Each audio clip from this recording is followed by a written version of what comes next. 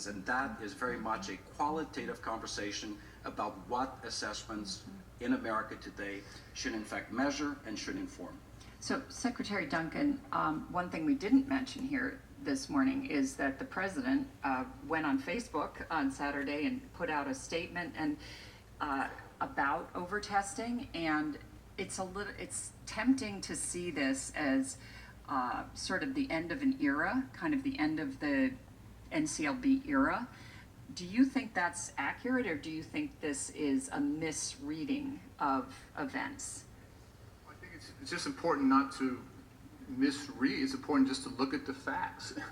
And the facts are pretty clear. I think the president echoes what everyone here has said, that he thinks in some places there's too much testing. And he's believed that for a while. I believe that for a while. These guys have believed it for a while. We actually have a database. We actually have facts now rather than anecdotes. The president also believes it's important to hold ourselves accountable for student learning. It's important to have a good assessment. So I think just understanding the facts and not putting anyone's spin on it is very important. The other point I just want to make, and the media won't focus on it, but that's why I just want to make sure I say it, is for me is we can talk about the 2%, we can talk about all that, that's important. For me, this is, at the end of the day, this is really a lesson in courageous leadership.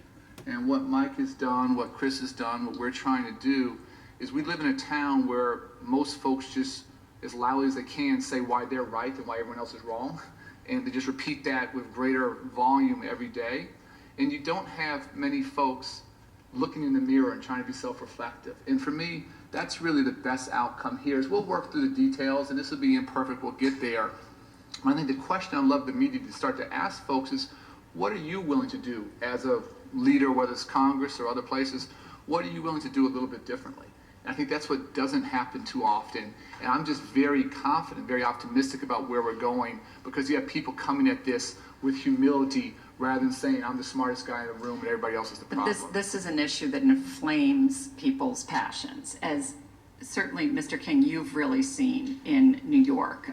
You were the target of kind of fierce criticism over the issue of kind of the rollout of new standards and tests. The opt-out movement was so strong in New York. I believe it was 200,000 students, kind of the ground zero for the opt-out movement. Is this an effort to bury the hatchet with the leaders of the opt-out movement? You know, it's an effort to make sure that we have a smart approach to assessment in schools. At the end of the day, the purpose of the assessments is to help us serve students as well as possible. You know, Arnie made the point that all of us at this table and the president all are committed to the role that assessments play in accountability. There's a civil rights function that the assessments play. We need to have good information about the progress that students are making. We need that information disaggregated by race and income. We need to pay vigilant attention as a country to our persistent achievement gaps, and we need to act on those. So this isn't an abandonment of those principles, but rather saying there are smart ways that we can have educators at the local level, teachers, principals, parents, looking together at the assessments that are given and saying, do we need all of these? Are these the right ones? Are they the most helpful for students? Are there places where we can replace a mediocre assessment with one that has students writing with evidence and making strong arguments, doing historical research with primary source documents, doing science experiments? We all want that, and I think the president talked about that in the Facebook video, right? That we want inspiring instruction, and a part of the instructional process is assessment, but it has to be a reasonable part, and it has to be a part that helps drive continuous improvement in instruction. Right. May I just advance something, because I think you touched on something I'm deeply concerned about. I think nobody here is advocating for the elimination of testing. And I think that over-testing or no testing at all are two sides of an immoral proposition. We cannot go back to the years where the curtain of high-performing students hid pockets of underperforming kids, even in high-performing schools or districts. You need some degree of assessment. It ought to be logical, it ought to be restricted, it ought to be non-redundant. But this conversation and this report is not meant to empower an abdication of this moral responsibility that we have to our kids and to our parents and to our teachers regarding the importance of testing. Right. Well, at this point,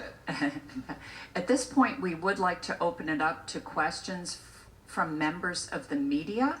So if there's a member of the media who has a question, could you raise your hand? And there'll be people coming around with mics. And please identify yourself, your name and your organization. Do we have a mic runner over here, right here? Thank you. Caitlin? Thanks, Caroline. Hi, I'm Caitlin Emma from Politico. I thought the most interesting part of the testing plan, and probably the newest thing about it, was the fact that you're sort of easing up on this inclusion of student test scores and how you're going to measure student growth in relation to the teacher preparation regulation. So I was wondering if you could talk a little bit more about that, maybe offer a little more detail on how you're going to give states that flexibility.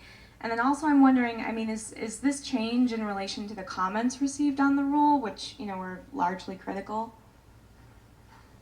Well, certainly we are adapting the rule based on the feedback that we got. I think the key thing around assessment is saying that we want to make sure that teacher prep programs have good information about how their graduates affect student learning, but we want to create flexibility for states in how they weight any one factor or one element in their evaluation of teacher prep programs.